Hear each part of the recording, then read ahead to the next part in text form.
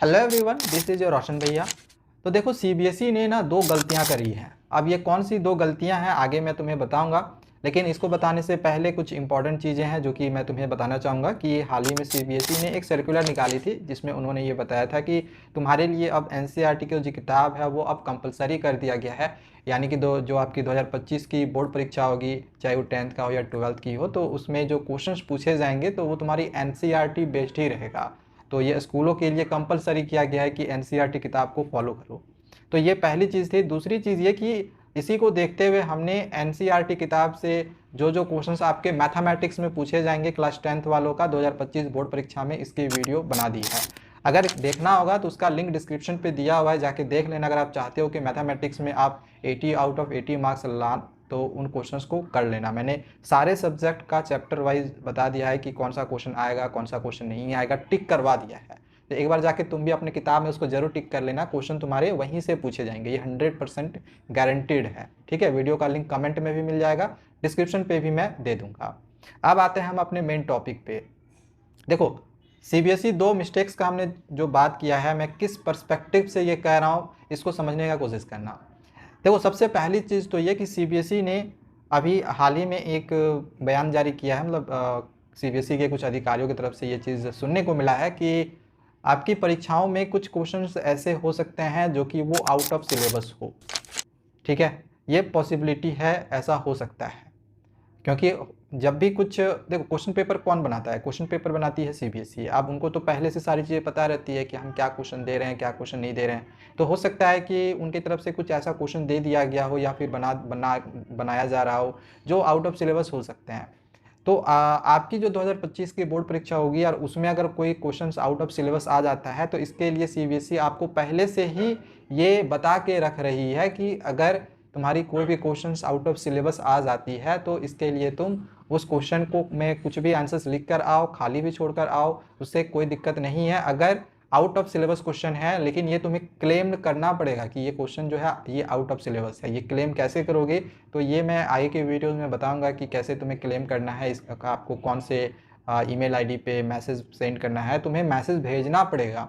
ठीक है, क्वेश्चन भेजने पड़ेंगे स्क्रीनशॉट करके या क्वेश्चन लिख के, तभी जाके उस क्वेश्चन का क्लेम होगा एंड फिर तुम्हें वो उस क्वेश्चन के मार्क्स मिलेंगे। ठीक है, तो ये आगे का प्रोसेस है, आगे मैं बताऊंगा। लेकिन फिलहाल जो सीबीएसई की तरफ से जो आया हुआ है यही है कि कुछ क्वेश्चंस ऐसे हो सकते हैं जो तुम्हारे आउट ऑफ सिलेबस होंगे, और आउट ऑफ सिलेबस होंगे तो तुमको ये बताना पड़ेगा सीबीएसई को ये कि ये क्वेश्चन मेरा आउट ऑफ सिलेबस है, तो इसके लिए मुझे नंबर दिया जाए। ठीक है, तो ये पहली चीज़ है जो सीबीएसई जो गलती कर रही है।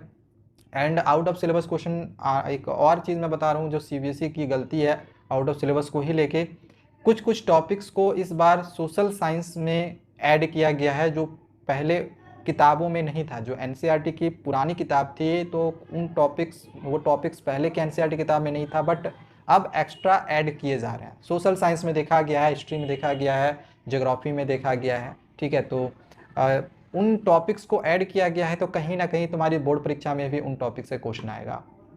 अब अगर कोई ऐसा स्टूडेंट है जो नई वाली किताब से नहीं पढ़ रहा होगा, तब तो वो तो भाई पुरानी वाली किताब को पढ़ के जाएगा, तब तो उसके मार्क्स ऐसे ही कट जाएंगे। तो उनको क्या लगेगा कि ये आउट ऑफ सिलेबस है।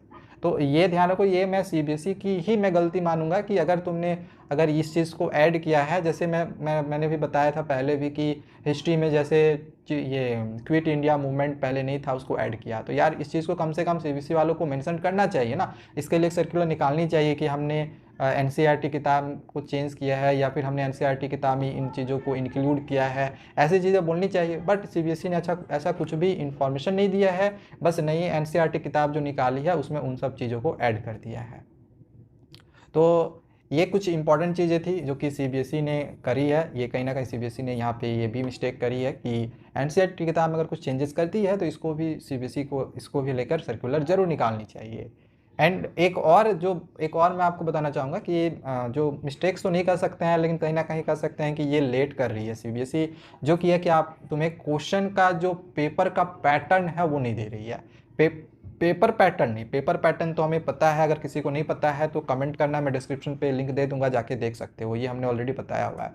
पेपर पैटर्न नहीं, क्वेश्चन पेपर का पैटर्न, यानी तुम्हें कैसे पता चलेगा कि कितने क्वेश्चंस एमसीक्यू में आएंगे, कितने क्वेश्चन शॉर्ट लॉन्ग में, कितने केस बेस्ड में, कितने असर्शन रीजन में आएंगे, किस लेवल का क्वेश्चन आएगा। ये सीबीएसई बताती है भाई, हर साल बताती है।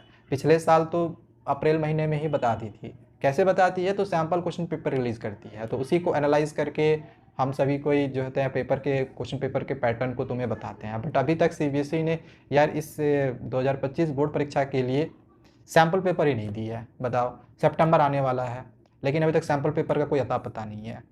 तो जब सैम्पल पेपर नहीं आएगा तो क्वेश्चन पेपर का पैटर्न हमें कैसे पता चलेगा, फिर बच्चे तैयारी कैसे करेंगे। तो कहीं ना कहीं इसमें थोड़ी देरी हो रही है। पिछले साल तो यार अप्रैल महीने में निकाल दी थी, तो मई चला गया, जून जुलाई अगस्त 4 महीने चला गया है, ठीक है, सितंबर आ गया है। उसके पहले भी देखा जाता था कि अगस्त महीने तक सीबीएसई निकाल देती थी, बट अभी तक सीबीएसई ने ये निकाला नहीं है। तो सीबीएसई को निकाल देना चाहिए, but I don't know why CBSE नहीं निकाल रही है। कब तक निकालेगी इसके लिए भी अभी तक सीबीएसई ने कुछ भी ऑफिशियली भी नहीं कहा है, ना तो किसी ही सीबीएसई के अधिकारी की तरफ से हमें कोई इन्फॉर्मेशन मिली है। फिलहाल जो इन्फॉर्मेशन मिली है वो आउट ऑफ सिलेबस को लेकर मिली, जो कि हमने तुमको बता दिया है, ठीक है। ये पक्का मान के चलो कुछ क्वेश्चंस आउट ऑफ सिलेबस तुम्हारे रहेंगे, तो इसके लिए रेडी रहना। क्या करना पड़ेगा आउट ऑफ सिलेबस के लिए, कैसे चैलेंज करेंगे, कैसे क्लेम करना है, वो सब चीज़ आगे मैं तुम्हें बताऊंगा। तो चैनल को जरूर सब्सक्राइब करके रखे रहना, क्योंकि इसमें तुमको सीबीएसई से जो भी हमें अपडेट्स सबसे पहले मिलती है वो आप तक हम सबसे पहले पहुंचाते हैं, ठीक है। वो आने वाला रहता है, होने वाला रहता है, उससे पहले हम आपको इस चैनल पे बता देते हैं। जैसे मैं अभी तुम्हें बता दे रहा हूँ कि इधर 3 से 4 दिनों के अंदर ही तुम्हारे रजिस्ट्रेशन का क्लास 9th और 11th का रजिस्ट्रेशन का फॉर्म फिलअप होना शुरू हो जाएगा, और 10th का फॉर्म फिलअप वाला जो फॉर्म है इधर ही तुम्हारा 4 से 5 दिन के अंदर ही शुरू होगा, ठीक है। ये पहले मैं तुम्हें बता दे रहा हूँ।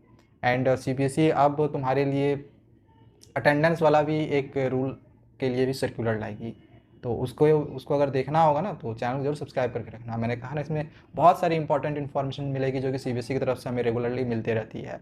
एंड एजुकेशनल वीडियोस तो तुम्हारे लिए मैं हर दिन लाते रहता हूँ, ठीक है। चलो मिलते हैं दूसरी वीडियो में, थैंक यू।